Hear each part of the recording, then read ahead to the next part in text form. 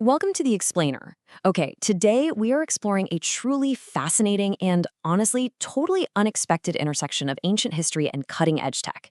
I mean, if I told you that the blueprint for the ultimate decentralized Web3 financial stack was currently held by a 900-year-old European monarchy, you'd probably think I was joking, right?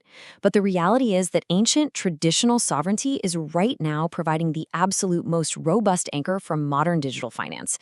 We're going to see exactly how that all comes together. So here is the architecture we're going to build out today. First, the sovereign foundation. Second, the legal engine. Third, the technical stack. And finally, number 4, financial integration. We're building from the bare metal of historical sovereignty all the way up to modern API integrations. All right, let's dive right into this base layer. Part 1, the sovereign foundation, anchoring digital autonomy and ancient legitimacy. Let's look at how this legitimacy actually developed over a really long timeline.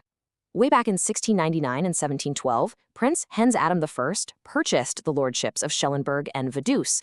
Now, notice that word, purchased, not conquered. And this directly led to the establishment of the Principality of Liechtenstein in 1719. Fast forward all the way to 1995, and we see the birth of Prince Joseph Wenzel. What's historically massive about this is that he uniquely unites the reigning Liechtenstein crown with the Jacobite succession. That's the historical Stuart claim to the British throne.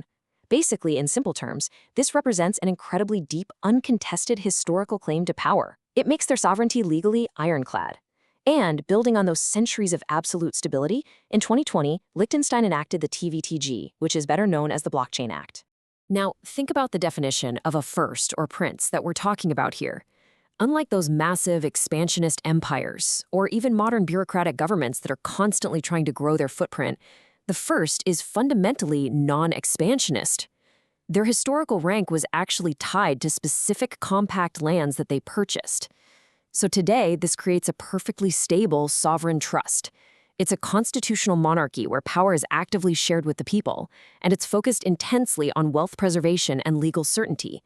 It turns out, and this is wild, a non-expansionist sovereign is the exact ideal environment you need to protect decentralized digital infrastructure.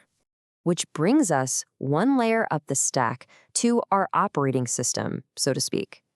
Part 2, the legal engine, Liechtenstein's TVTG and the bridging of worlds. The legal framework of that 2020 law brilliantly illustrates a core innovation, the token container model.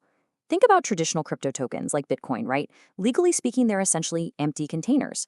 They have intrinsic value, sure, but it's based purely on the internal rules of their specific digital system. But the token container model completely changes the game. It treats a token as a digital container that actually holds a legally enforceable civil right. That could be a right to physical property, company equity, or a private contract. Under this law, the legal right literally follows the token on the blockchain. Whoever holds the private key holds the real-world legal right. It's an absolute game changer. But you're probably wondering, how do you actually guarantee that the digital token matches the real-world asset? Well, the TVTG created a brand new licensed role called the physical validator. This is a registered service provider, and their entire legal duty is to bridge the analog and digital worlds. So say you want to tokenize a fraction of an oil painting. The physical validator must fundamentally link the two. They literally have to identify the painting, verify it's sitting securely in a vault, synchronize it to the token, and guarantee the enforcement of those rights. And if they fail, they lose their operating license in Liechtenstein. So it's not just code, it's built-in sovereign-scale trust. Okay, moving enthusiastically up to the software layer of our stack, where legal theory meets bit-perfect code. Part 3, the technical stack, QGov, ERC 7827, and the identity trinity. Listen to how the ERC 7827 standard is described. It allows developers to, quote, manage adjacent object on-chain with per-key version history and a REST-like read interface. So, in simple terms, this is basically an operating system for sovereign authorship.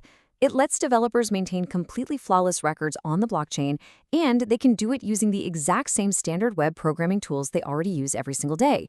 It completely lowers the barrier to entry for building compliant Web3 applications.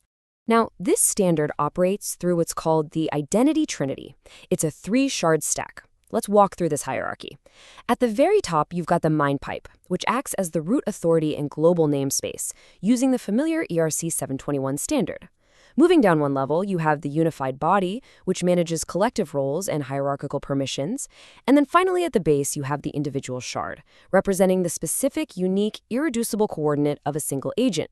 Both of those lower levels use ERC 1155. So what we really should take away from this is that it achieves 100% backwards compatibility with the token standards we already use, all while anchoring digital identity and intent in deterministic, undeniable silicon truth. The crucial point here is how this infrastructure actually secures itself. See, the Q blockchain doesn't rely on chaotic, entirely permissionless whims. It enforces the law on-chain through a binding Q constitution.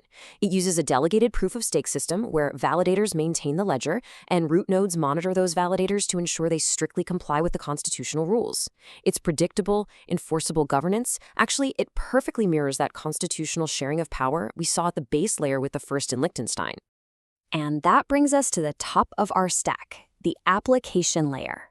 Part 4, financial integration. Automated banking and accounting autonomy. Let's walk through how this works in practice, because this is where frictionless financial automation happens.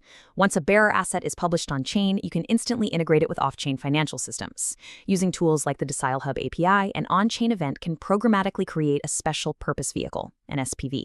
From there, the system can instantly auto-generate your accounting journal entries. Imagine that for a second. Your assets and equity updating in real time without a single manual spreadsheet entry. You are literally turning decentralized events into instant compliant accounting truth. And the integration goes way beyond just accounting. Through systems like the Pact Protocol API, enforceable private agreements can be distributed directly to asset holders. So if you hold a token, you are instantly bound by and protected by the legal agreements associated with it. Abstract digital intent instantly becomes a binding private contract. And the kicker? That contract is fully recognized and enforceable by Liechtenstein's civil courts. Which brings us to our final, rather provocative question. Is a 900-year-old monarchy the ultimate key to true Web3 autonomy?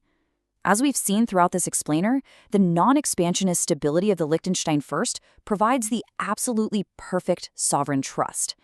By combining that ancient legitimacy with the token container model, the ERC 7827 technical stack, and seamless API integrations, we don't just have digital tokens anymore. We have a fully enforceable, legally autonomous financial stack. It is just a massive, fascinating model of how history and the future can perfectly align. I highly encourage you to explore the source material further to see exactly how this architecture is actively being built right now.